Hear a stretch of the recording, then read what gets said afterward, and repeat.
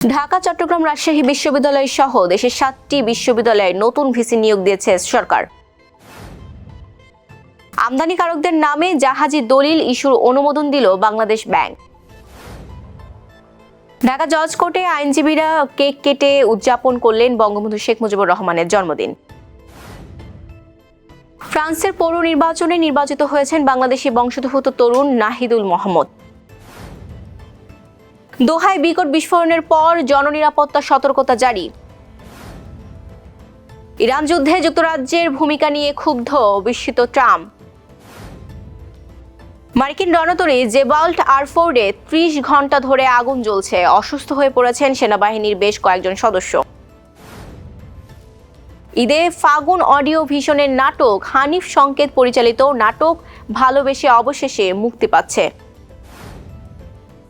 এবারও ব্রাজিল দলে ঠাঁই হলো না নেইমারের। বিশ্বকাপে ব্রাজিলের পক্ষ হয়ে মাঠে দেখা যাবে না এই বিশ্ববরেণ্য খেলোয়াড়কে।